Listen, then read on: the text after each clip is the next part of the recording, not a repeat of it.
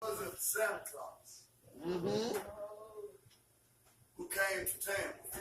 Right. Wasn't Santa Claus. It was the birth of Christ. Yes, it was. Caused this day to be Christmas. Amen. Yeah. Ain't no healing in Santa Claus. Ain't no salvation in Santa Claus. No. For years we have run around here talking about Santa Claus.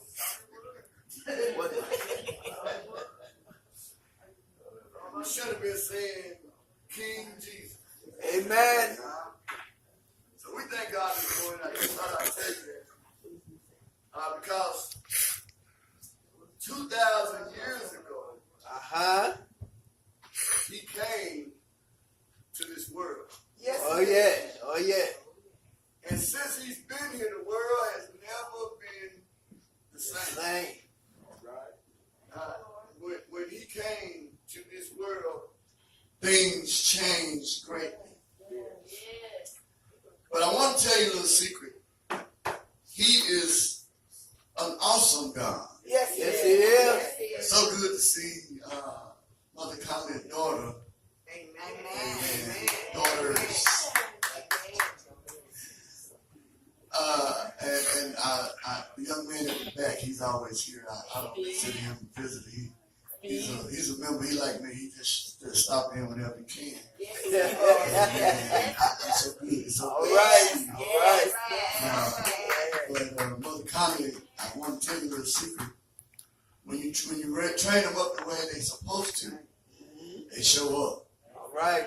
They won't depart. And I was so glad to see her come in with you all. She is such a wonderful person. Her smile is so awesome, and she looks so much like Missionary Blaine. I get so tickled.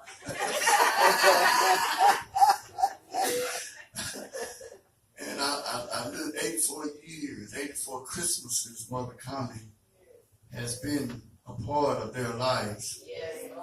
And we thank God that she's still here.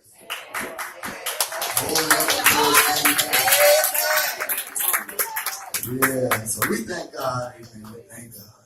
And we would all have to admit that Christmas has been ruined and perverted by an unbelieving world. It seems that praise has given way to party. The Savior has given way to Santa. Glory has been exchanged for gifts. Right. And that bowls have been replaced by bowls. But let me remind you this morning that the Christmas season is a whole lot more than boxes, bowls, and ribbons. Right. Come on. It is more than trees, tinsels, and lights. Uh-huh. It is certainly more than reindeer, rooftops, and ho-ho-hos. Oh my. I know full well that people are going to do as they please, and they're going to follow all their little Christmas traditions. But I would like to tell you this morning under the sound of my voice that it wasn't Santa Claus who came to town that first Christmas. Come on now. Come on. Yeah. Allow me to refresh your memory about what really happened that first Christmas day. Right. Luke 2:1 says it like this. It simply says, all right, here we go. And it came to pass in those days that there went out a decree from Caesar Augustus that all the world should be taxed. And this taxing was first made when Cyrenius was governor of Syria. And all that went to be taxed, everyone into his own city. Right. And Joseph also went up from Galilee out of the city of Nazareth into Judea unto the city of David, which is called Bethlehem, because he was of the house and lineage of David, to be taxed with Mary, his espoused wife, being great with child. She was pregnant Oh, yeah. Oh my. on the taxing time. Now, I need you to notice that it was the first time Rome was taxed. And it was her firstborn child. Yeah. You can notice that because they said he is the first and the last. Nobody greater than this man. Oh, no. Nobody. Even as a child, he was great. He was born great. Yeah. He was great all his life. Yes, he was. And he didn't die, he gave his life. Yes, he did. Yes, he did. They couldn't kill him. Uh-uh. They tried, but they couldn't kill No, him. they couldn't do it. But he gave his life for us. Oh, yes, he did. But we want to celebrate Santa Claus. Oh, God. And so it was that while they were there, the days were completed or accomplished that she should be delivered. Jesus was born during the census. Yes, Lord. Isn't that something? Isn't it strange how God has such order in this world that he was born in a time where they couldn't count him. Oh, yeah. He couldn't get registered because he wasn't born yet. All right. Isn't it strange how God has a way of doing things like nobody else? And she brought forth her firstborn son and wrapped him in swaddling clothes and laid him in a feeding trough. Yeah. Bible says manger. That's right. Because there was no room for them in the inn. All right. It was not, the decree was not issued as a lucky coincidence that resulted in Jesus being born in Bethlehem. Neither was it a mere inconvenience for the people of Israel. Rather, it was divine providence that caused this imperial decree. God can use anybody he wants to use to get what he needs to get done. Because he created everybody. Yes, he did. Good and bad. Yeah. Well, when he made you, he made it good. Oh, yeah. You chose to be bad yourself. That's right. God didn't make nothing bad. We make bad choices. Yeah. We choose bad streets. Yeah. We choose bad wives. We choose bad husbands. We choose bad. Bad is a choice, Oh my. not God's choice. All right. The promise Micah delivered that the Messiah would be born in Bethlehem. It was over 700 years prior to Christ's birth that Micah prophesied that he would be born in Bethlehem. Yeah. Who had the wisdom to know that but God? Had a birthplace for him. You have a birthplace, and you didn't have no choice in it. It was Mama that had your birthplace chose. But it was God that told Mama where she would be when you were born. All right. See, this child was not any child. This was God's son. He had to protect him from day one from the enemy. The enemy was trying to kill him before he got here. It was already planned. They said, find him and bring him back. The wise men were sent to find this boy. And when you find him, come back and tell me what you see. That's what he said. But this promise was given 700 years before the birth of Christ and foretold his birthplace. Many in Jesus' lifetime did not understand. But the prophet said Messiah would come from Bethlehem, but Joseph and Mary were living in Nazareth. It probably never entered into their minds to go to Bethlehem. Travel was hard and treacherous in those days. An 80-mile trip would have been terribly hard on an expected mother. Can you imagine her walking? They didn't have Lexuses and Cadillacs, Hondas and Kias, Chevrolets and Fords. They had feet. They walked. They traveled. Even on a horse would have been rough for a lady pregnant. I've never been pregnant, but I've seen them move, and they move a little different than they do when they're not pregnant. The weight is a little heavy. The load is more than they can bear, and they walk slowly. They have a difficult time traveling just from the bed to the kitchen. Can you imagine going 80 miles in that condition? God cares about his people. Do you think he cared about Mary? He chose Mary to give birth to his son. But he had to provide protection for her. But he was able to just speak a word. Joseph was of the house of David. Bethlehem was the city of David. God arranged all these things to ensure that his son would be born in the right place at the right time. He even used a pagan emperor to do his will. Augustus never would have had a census hadn't God given it to him. He was trying to find out about every place that every man lived that had children. They needed to know where they were located because he was looking for somebody. Yes, Lord. Ooh, have you ever just been looking for somebody and they got all these ways now, Facebook, telephone book, dictionary, all these ways you can find people. God didn't need to look nowhere because he made every place.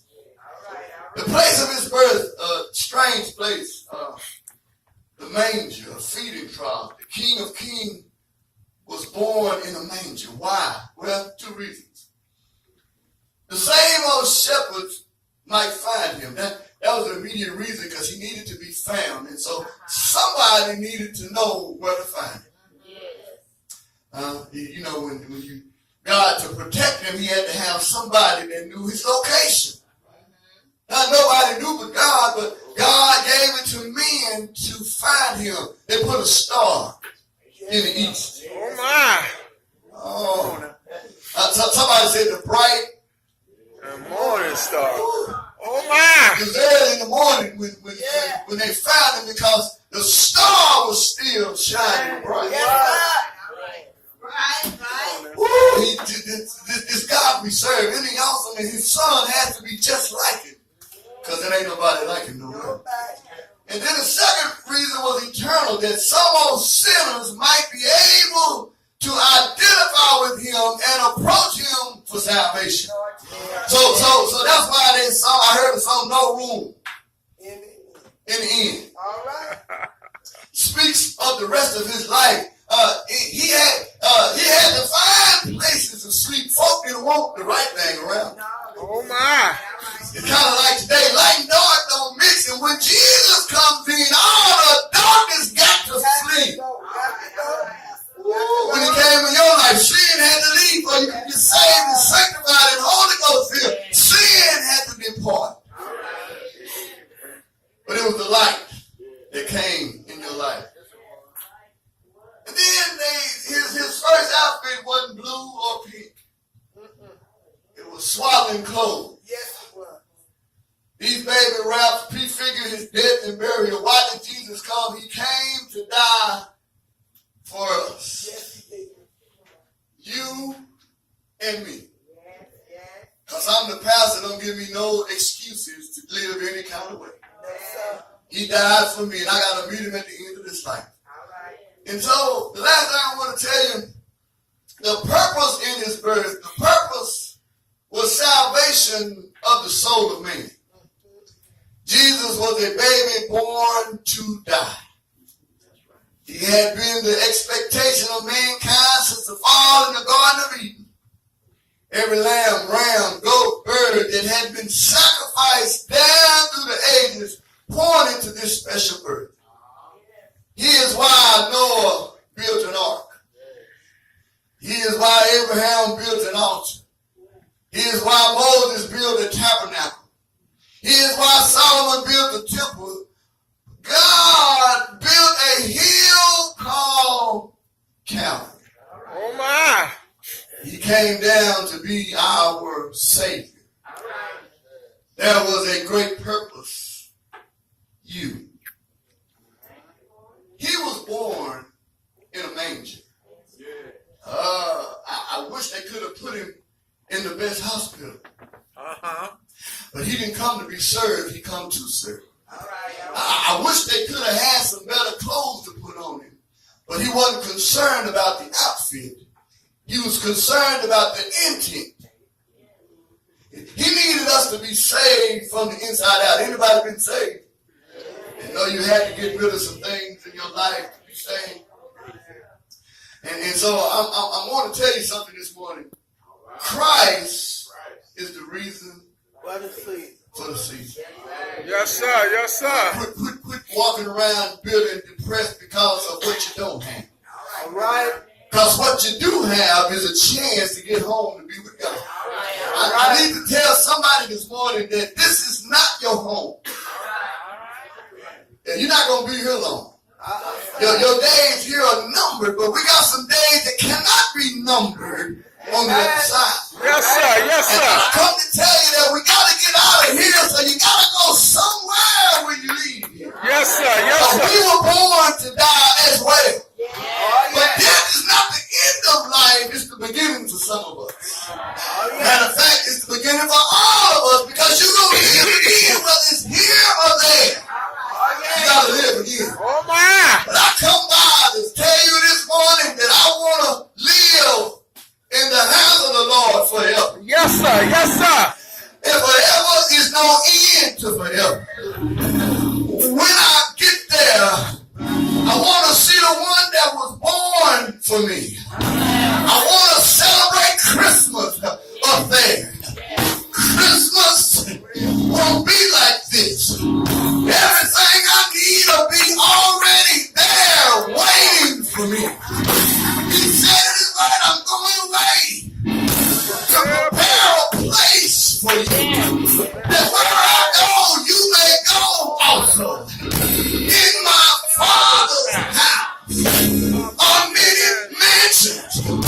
Yeah, Christmas without Christ is just not good. I want Christ to say, come on home, son. Well done, thy good and faithful servant. Yes, sir. Been faithful over those few things I gave you. Faithful over the house you live in. Faithful over the car you drive. Faithful over the job you go to. I hope I'm talking to somebody. You gotta be faithful over something. Oh, I need some faithful folk this morning. Just understand that we have a place that's already ready for us. Yes, sir. I used to get up on Christmas just expecting some stuff that I told Mama I wanted. Mama, I want G.I. Joe, I want some shoes, I want some blue jeans, some starch blue jeans. I want some Levi's. Oh, my. I want some All-Stars. Yes, sir. I can remember just like yesterday. All the things I told Mama I wanted. I made a list. Got in Santa Claus left at the mall. And then I was waiting for Santa Claus to come to the house. I couldn't hardly sleep at night, just up and down, up and down. I go to the bathroom to see what was going on. Y'all don't know what I'm talking about. People around the corner. Mama in the kitchen cooking. I'm